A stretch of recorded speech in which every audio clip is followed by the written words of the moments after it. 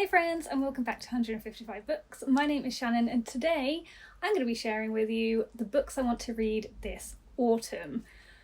Of course, I'm going to bring out a TBR video when it's autumn, so you don't see one for the whole of the year from me. Autumn comes and there's an autumn TBR because I love autumn.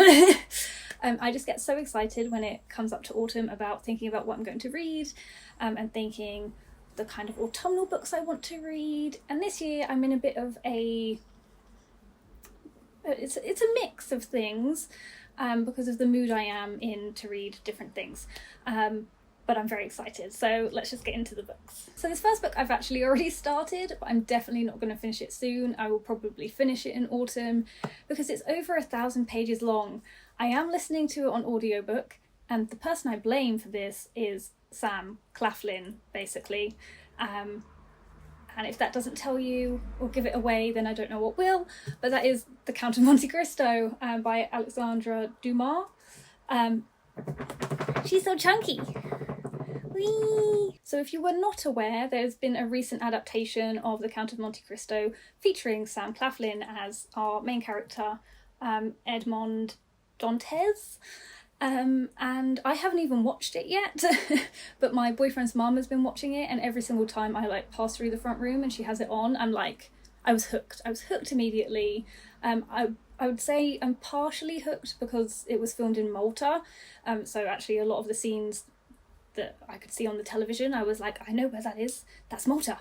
And anything set in Malta I will always want to watch, but I was so intrigued by the story just from the clips that I'd seen that I knew that I didn't want to just watch it, I wanted to read the book first. And the only way I'm going to do that, obviously, is listen to it on audiobook.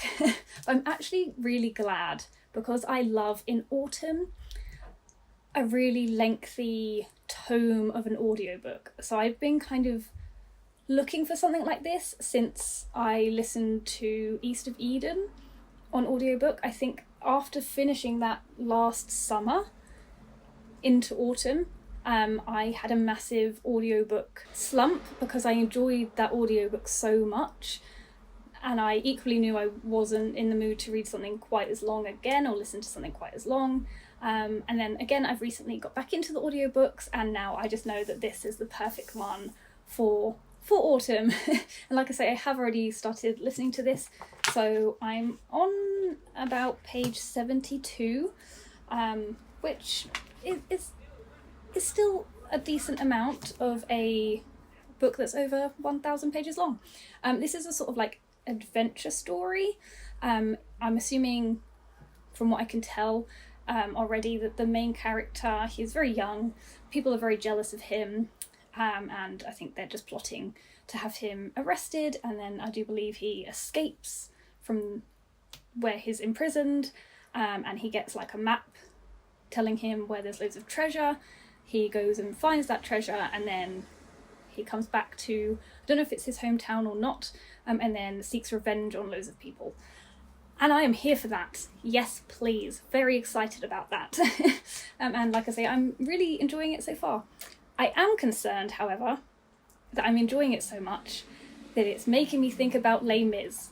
But that's a whole separate thing. We need to finish this first and then see how I feel about tackling another huge monster. The next book I'd really love to read in autumn is The Nightingale by Kristen Hanna. I do believe, only because I watched one of Aoife's videos from Pretty Purple Polka Dots recently, again it was her autumn TBR, that they are adapting this, and it's the Fanning sisters, Elle and Dakota Fanning, who are playing the sisters, which is very interesting. And again, I love to read the book before watching an adaptation, and I've had this on my TBR for an insane amount of time, so I really need to read it. I nearly unhauled it, but then I saw that Victoria from What Victoria read this and really enjoyed it, and we have very similar tastes, and I think she said that I would enjoy this too. So I'm hoping a buddy read with Aoife might make this happen. It's obviously set during the Second World War in Paris and follows two sisters who I believe have two very different experiences of the war, which again, very excited about that. And I love a dual perspective. And I've heard nothing but great things about this, so really hope I do manage to get to this in autumn. The next couple of books are a lot easier for me to get to, and that is, I guess, just to take the pressure off me, as I know that my reading hasn't been like what it normally is, and a full TBR with full chunky books would definitely be too much for me. So the next one on my list is a little short that I would love to read around Halloween time. And that is The Missing Girl by Shirley Jackson. It comprises, I think, 3 short stories. I have a love-hate relationship with Shirley Jackson. I really enjoyed The Haunting of Hill House, and I did not like I Capture the Castle at all. So this is going to be very interesting for me to see whether, you know, whether she's an author I do want to try some more of her books. Maybe I Capture the Castle. No, that's not what it's called. We Have Always Lived in the Castle. 2 very different books. Was just, you know, a bit of a dud. Oh, it's odd because obviously We've Always Lived in the Castle is, like, I would say maybe her most famous novel. And I really didn't like it. But I am excited to get to these. And the last 2 books are part of the same theme, because when it comes to autumn and winter, I think, well, he's somebody for all seasons, really. There's certain plays for each season, and I'm just always in a Shakespeare mood, okay? But it's been a while since I've read a play, so in autumn I want to get some Shakespeare back in my life, and I would love to read The Winter's Tale. I talked about this in my most recent Shakespeare series video, where I talked about the retellings. So I've read a retelling of The Winter's Tale, but I've not actually read the play. So this one's going to be very interesting. It has also been a really long time since I read the retelling, so this might be a case of me reading this, and if I have time, I could get to the retelling as well. But all that matters to me is being able to read a Shakespeare play in autumn, and it's not winter related. I do believe it's set in a hot country. Is it? Yes, I do believe this one is set in Sicily, maybe. So hot country, not very wintry, but Shakespeare, I don't care. And this one is a comedy with, I think, some sad aspects in it. So I expect a sort of like a bit of a roller coaster ride with this one.